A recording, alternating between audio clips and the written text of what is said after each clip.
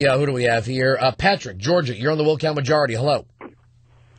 Hi. I have a comment about the protest. I'm listening to you guys talking about how you would just shoot somebody if they were standing in your way. No, I didn't say. No, hold on. When did you hear me say I would just shoot somebody because they were standing in my way? When a mob of people descend on your car, there's a difference between that and somebody just standing in your way.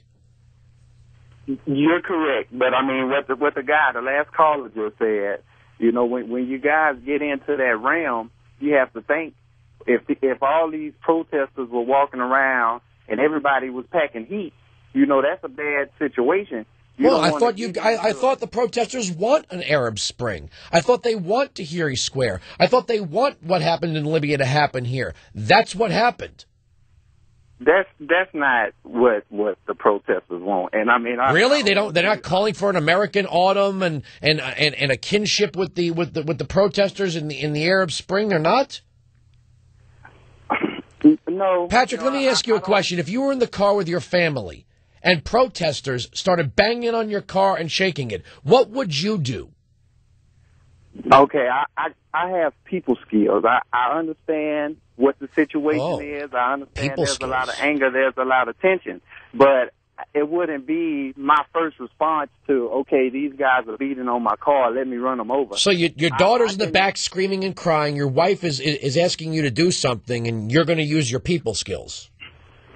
There's always a way other than violence to get the job done. Really? So if that's the case, why are these people being violent? Where is the violence? This is supposed to be a peaceful protest. I do believe it's not a peaceful protest, sir, when you start surrounding people in their cars and blocking their right of way, when you start spray painting private property and breaking windows, when you start throwing rocks at police officers. That's not a peaceful protest. You're right. These things are happening. But tell me, I just want to know. I just want to know from my own knowledge, how does Patrick from Georgia use his people skills against an angry mob? Angry mob, you have to find out what they're angry at. If I can show them that... If they're surrounding your car and they're beating on it, sir, they're obviously angry at something. So I just want to know, you get out of the car and you say, hold on, I'm Patrick, let me use my people skills? It's always a way. It's not for me to pull my gun out. I carry my 9mm on me. I'm not going to say, hey, stop hitting my car or I'm going to shoot you. I can figure it out. There's a peaceful way for you. Hey, guys, can you let me through so I can... And what if they don't, sir? With my business? You don't think he tried to beep the horn, yell out the window, get the hell out of the way, inch the car forward a little bit? I don't know. I'm asking you when it fails. When the mob doesn't disperse and is still beating on your car, what do you do? You keep inching forward slowly, but you never do it to a point to where you're going to run people over and cause injury to the people. I'll say, so the people so you give the mob the right to block your way, surround your car, and beat on it.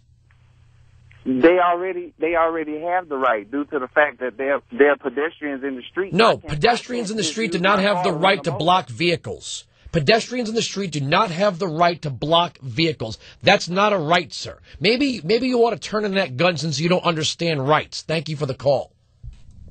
Although you do have the right to keep and bear arms. I was being facetious.